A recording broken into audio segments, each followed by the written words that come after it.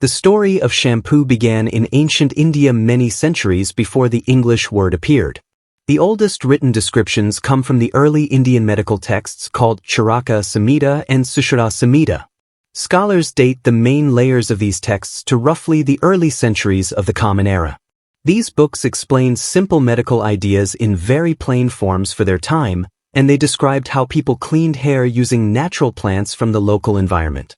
The writers explained mixtures made from soapberries, which are fruits from the sapindus tree, and they explained mixtures made from shakakai, which is the pod of the Acacia cancina plant. They also mentioned hibiscus and amla, which is Indian gooseberry. These plants contain saponins.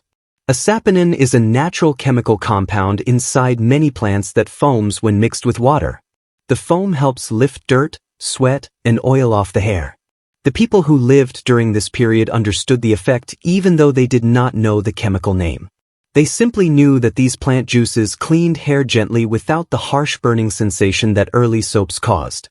These mixtures also conditioned the hair because the plant fibers and plant acids left a soft coating on the surface of each hair strand. This early hair care system built the foundation of shampoo culture in India, and this tradition passed down through families for many centuries. The practice slowly spread across regions through trade routes inside and around the Indian subcontinent. Travelers and merchants from Central Asia, the Middle East, and Southeast Asia observed the head massage and hair cleansing methods used in Indian homes and bathhouses.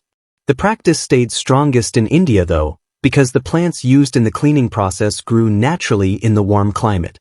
Outside India, people lacked easy access to the same plants, so similar hair cleaning traditions did not develop at the same depth.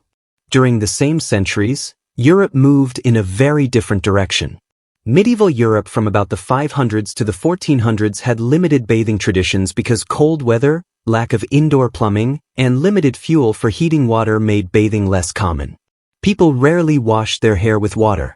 They sometimes used dry powders made from ground herbs or crushed flowers to reduce odor and absorb grease, but they did not use liquids that created foam. Soap existed, but it was a rough mix of animal fat and lye. Lye is a strong alkaline chemical made by leaching ashes. These early soaps cleaned cloth and skin, but they were too harsh for hair. Hair washed with this type of soap became stiff and dull.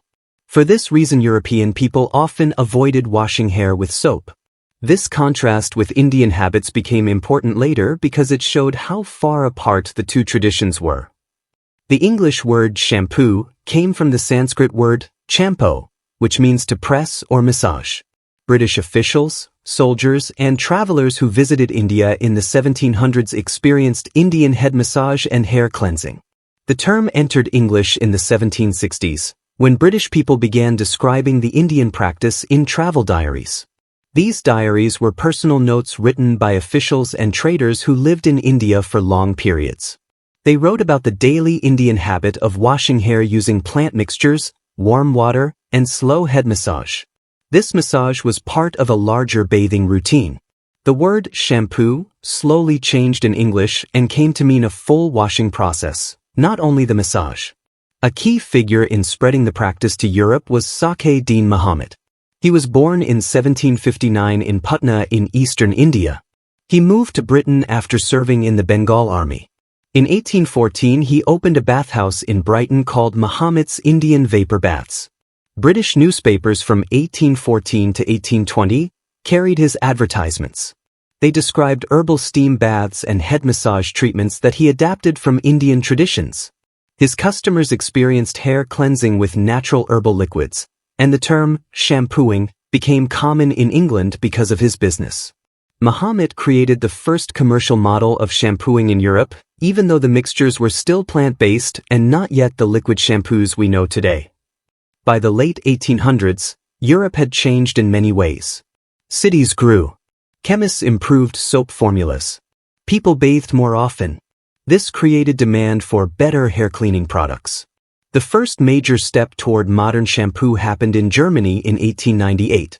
Hans Schwarzkopf, who owned a small drugstore in Berlin, created the first commercial powdered shampoo product. Customers mixed the powder with water to make a gentle cleaning solution. This product succeeded because it did not contain the heavy fats that made early soaps unsuitable for hair. In 1927, Schwarzkopf released the first ready-to-use liquid shampoo. It became popular in Europe and later spread globally. This was the moment when shampoo turned from a plant-based household practice into a modern industrial product. The United States entered the scene in the early 1900s. Companies began studying hair care scientifically. Dr. John Breck introduced Breck shampoo in 1930. This brand gained attention because it used the new synthetic detergents first developed in the 1910s and 1920s. Synthetic detergents are chemical mixtures made from petroleum or plant oils that act as surfactants. A surfactant is a molecule with one end that attaches to water and another end that attaches to oil. When a person rubs the shampoo into the hair with water, the surfactant molecules surround tiny drops of oil and dirt.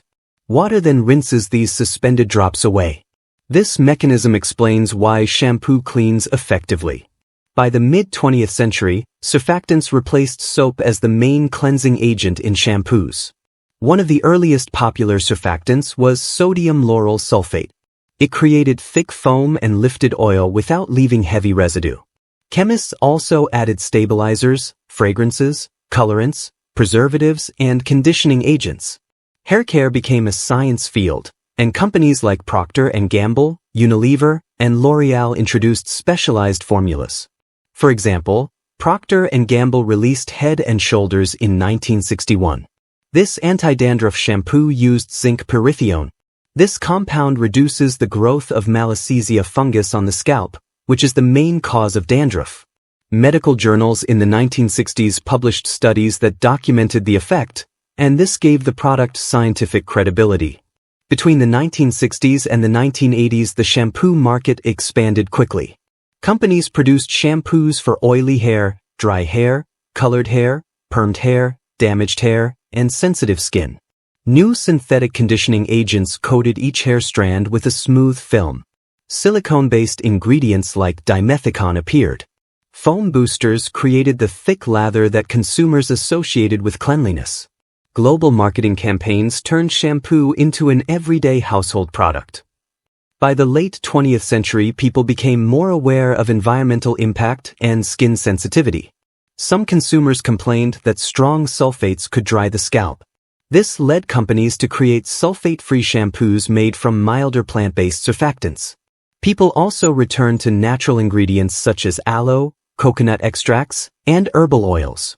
This shift brought the story full circle because the earliest Indian shampoos depended on natural plants with cleansing compounds. Modern natural shampoo brands now use processed saponins from soap berries, the same type of plant used in ancient India. This long path shows a clear line from early Indian plant washes, to the English adoption of the word, to Saqi-Din Muhammad's introduction of herbal shampooing in Britain, to the creation of powdered shampoo in Germany in 1898, to the first liquid shampoo in 1927, to the rise of synthetic detergent shampoos in the 20th century, and finally to the recent return to milder formulas. The basic idea remained the same. People always wanted a substance that could lift dirt and oil from hair without harming the scalp or causing dryness. Subscribe for more reading content to broaden your insights and knowledge.